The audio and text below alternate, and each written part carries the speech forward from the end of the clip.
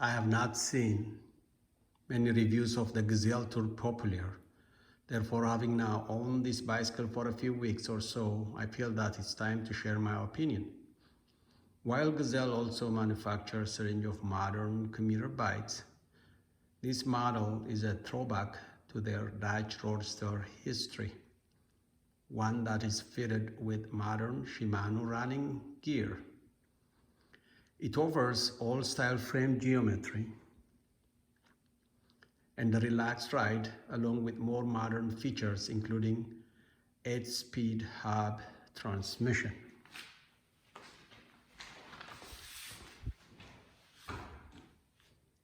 So what type of rider is suited to this bike?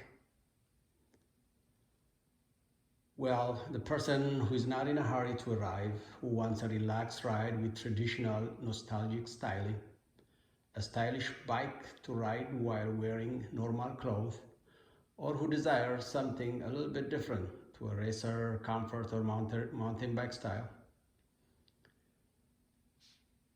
My bike has a 61 centimeter steel diamond frame, which is the size recommended by Gazelle. For my height, I'm 6 foot. It's fitted with adjustable chrome steel handlebar welded to a height adjustable quill stem.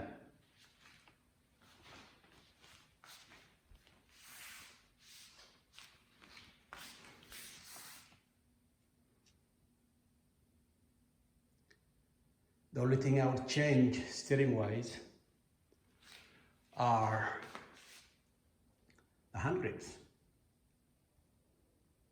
to color match them to my Brooks saddle, right here. A Brook B67 aged leather sprung saddle is fitted as standard.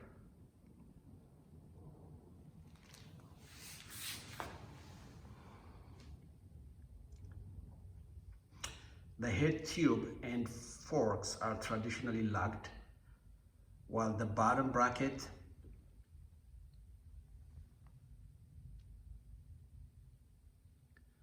and up top right here are welded, but the welding is so perfect you can't even tell this bike is welded anywhere, but up here they're all locked.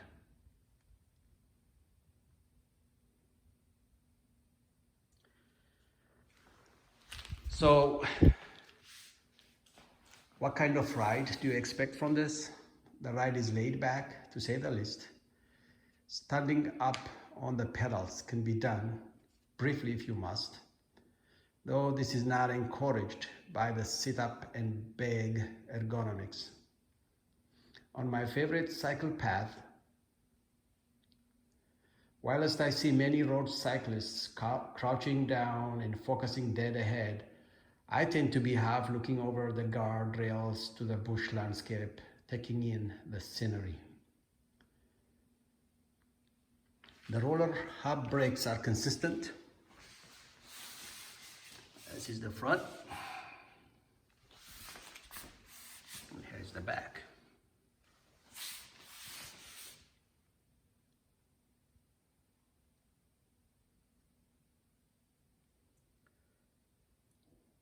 So the roller hub brakes are consistent and very progressive, much softer in feel than rim brakes.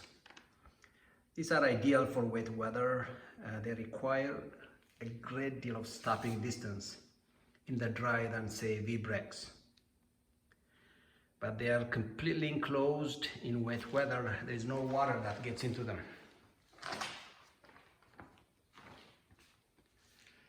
The gearing range for this bike is good, perhaps a little high overall, if anything. By far, the easiest way to deal with flat tires is to turn the bike upside down and pull out the tube just enough to attend to the hole with a patch kit after leveling off the tire beds. This avoids the need to disconnect hub brakes, this entire area. front dynamo wires, the chain case, and etc. The wheel is 28 inches, front and back, with polished stainless steel rims.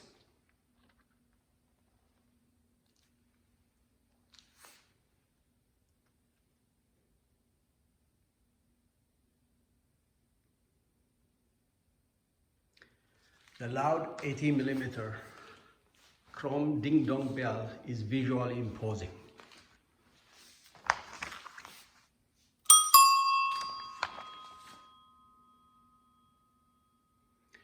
Other safety items include a large, visually imposing and useful on a cycle path, the Bush and Mueller lights,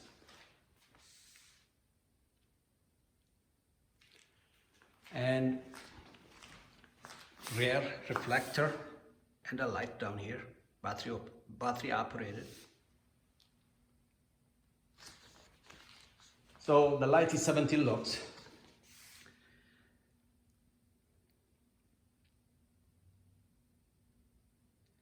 There is an easy to reach 3-position toggle on the back of the light, right here. I don't know if you can see it. Yeah. It has off, auto, and on position. I only just discovered the auto setting today. It seems to switch the front light on and off according to the ambient light level.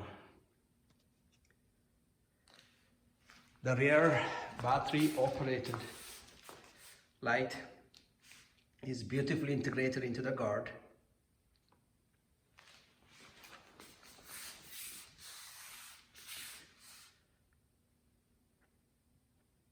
An AXA wheel O-lock is standard on all Gazelles.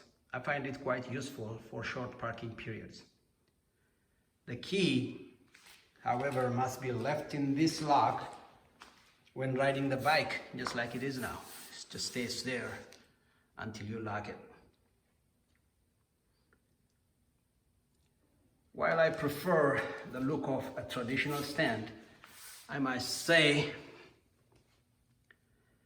this stand right here is sturdy, stable, although it forces the bike to lean very heavily when parked, which can take up more floor space in a confined area.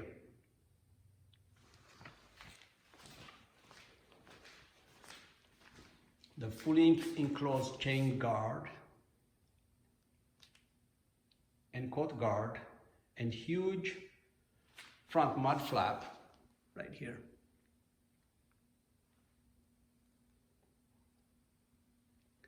help to prevent the bike and rider becoming messy and surely help to prolong chain life as well as reduce cleaning and maintenance chores. The chain cover can be removed. I don't know if I can do this right here. I don't know if you can see it. By a series of press studs and a long run of wireless clips underneath. Right here. I also like the attention to detail in the finish of this bike, such as the Gazelle insignias on wheel and stem nuts. See this, these are all stainless steel. There is nothing other than stainless steel bolts anywhere. See this right here? Whatever you see, there is stainless steel. This is designed for salt seaside environment of Amsterdam, I guess.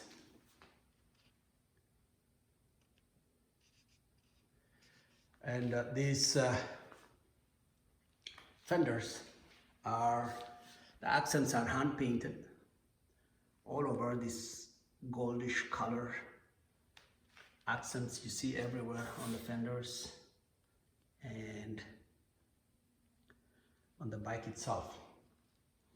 I keep mine garaged. Some negatives for me include the bike came with no pump. There is only one attachment on the pump holder, right on the top. The other end of the pump is supposed to be shaped to nestle into the bottom bracket, meaning other pumps won't fit. There's no bike instruction, adjustment, or maintenance manuals in book form, nor any detail on carrying adjustment of the Brooks saddle. They're found online. Perhaps this is the norm nowadays, but for me it's not great for an approximately $1,300 bike. I requested paper manual from customer service and Gazelle sent me one. I have already mentioned the grips, which are not color matched. Of course, the one disadvantage common to all quality bicycles is that I get nervous. If I have to leave it parked too long in some places, an old or undesirable bike tucked away in the garage is probably the only help here, if such day can be anticipated. I plan to buy a Kryptonite 12mm noose chain for $100. They're expensive. None of these issues would be enough to deter me from buying it though. I am very pleased to own this new old bicycle that looks so much like the classic bike symbol seen on road and path signs, and hope to enjoy it for many years to come.